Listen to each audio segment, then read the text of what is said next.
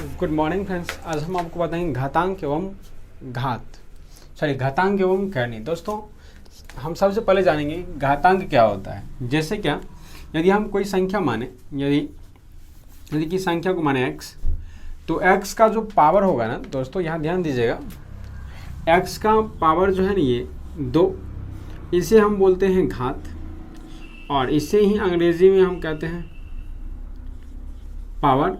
और इसका जो x है ना, ये आ जाता है हमारा आधार, जिनको हम अंग्रेजी में बेस कहते हैं या बेसिक कहते हैं, ठीक है ना, बेस कहते हैं।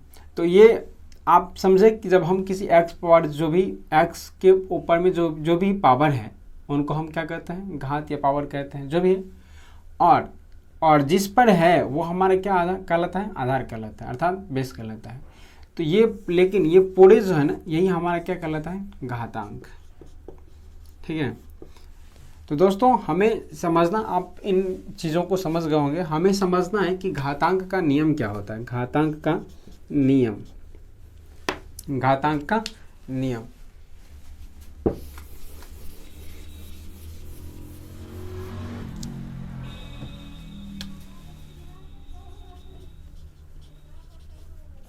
घातांक का नियम। दोस्तों, फर्स्ट नियम हम इनको लिख सकते हैं।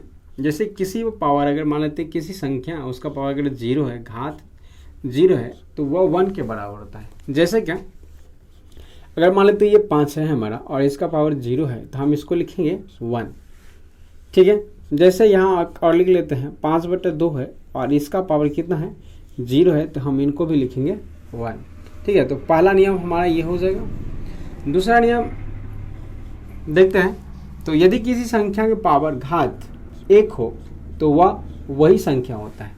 जैसे क्या, 5 पावर अगर 1 है, घात 1 है, तो वह 5 ही होगा। जैसे यहाँ हम लिखते हैं 5/2, या कुछ और भी लिख सकते थे, तो ये 5/2 ही होगा। ये भी हमें याद रख लेना है, ठीक है। अगर हम तीसरा की बात करें दोस्तों, तो ये तीसरा इनका हो सकता है क्या, ध्यान दीजिए।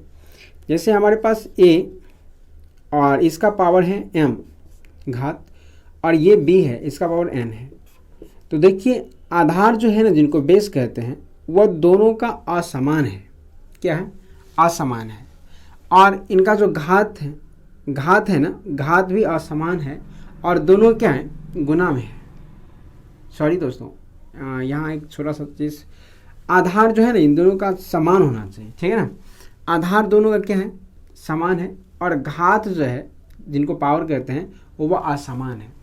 जब इस कंडीशन में हो, तो इस कंडीशन में हम इनको लिखते हैं ऐसे कि आधार तो वही रह जाएगा, लेकिन घात जो होगा ना, वह दोनों का योगफल हो जाएगा, दोनों का योग हो जाएगा। जैसे क्या, इनको हम लिख सकते हैं a⁻m + n, यानी घात जो है ना दोनों का, वह जुट जाएगा जब गुना में हो, यानी आधार बराबर हो और गुना में हो, तो पावर क्या हो जाएगा, जुट जाएगा। ये ध्यान रखेंगे। जैसे क्या, एक उदाहरण लेकर के समझते हैं।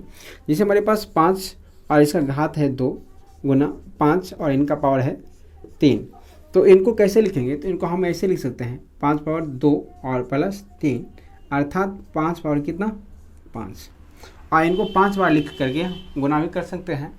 अगर जब इन्हें हम 5 बार लिखेंगे, तो गुना जो भी होगा वो हमारा इसका आंसर हो जाएगा। फिर अगला हम देखिए, चौथा हमारा जो नियम हो सकता है, वह हो सकता है अगर आधार समान है, आधार समान है और भागा में है, आधार समान है और भागा में है, और घात जो है वो अलग अलग है, तो इनको कुछ इस प्रकार से लिखा जाएगा। फिर सुनिएगा, इन दोनों का आधार जो है वह समान है और ये दोनों भागा में है, तो इनका घात जो होगा ना, इनका जो पावर होगा, जो माइनस में लिखा जाएगा, ठीक है ना।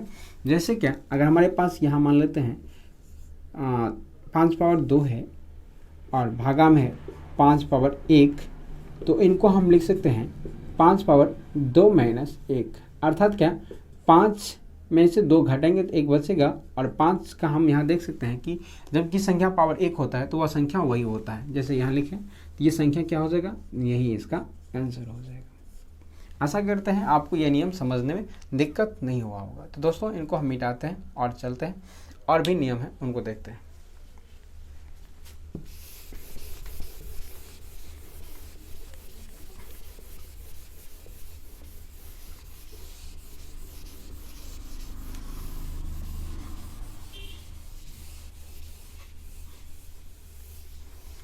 दोस्तों पांचवा नियम है, आप इनको समझिए।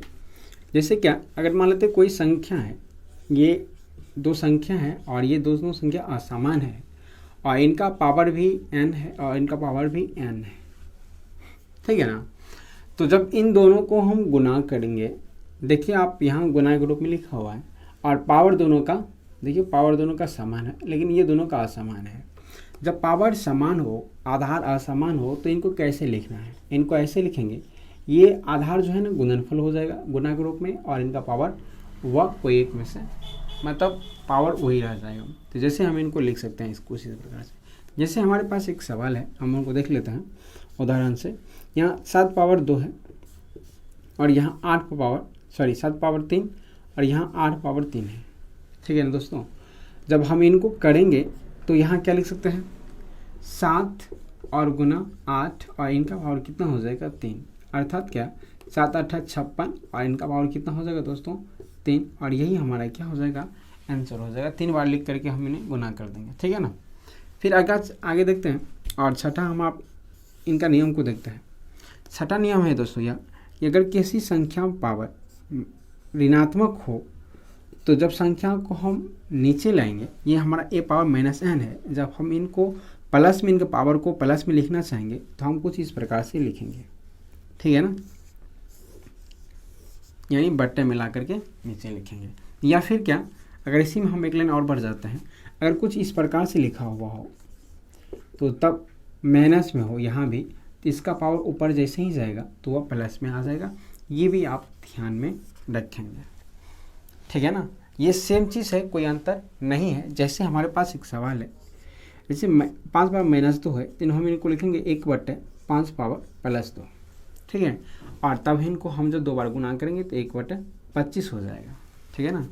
जैसे क्या, अगर हम यहाँ देखें, अगर हमारे पास 1/5 पावर -2 है, तो जैसे ही ये ऊपर आ जाएगा तो ये +2 हो जाएगा और ये 5 से 25 इसका आंसर हो जाएगा। दोस्तों ये सारे नियम हमें याद होना चाहिए।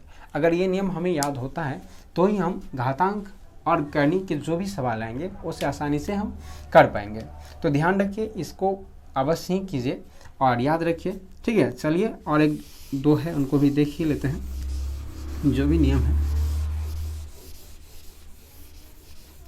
दोस्तों। अब जो हम बताएंगे, ये जो अगला नियम है ये बहुत इम्पोर्टेंट है, आप इसे अवश्य याद रखिएगा, क्योंकि ये इसमें बहुत ज़्यादा विद्यार्थी गलती अक्सर करते हैं। क्या, जैसे ध्यान दीजिए, a पावर n है और उसका पावर भी m है, फिर इसका पावर जो है ना वो p है।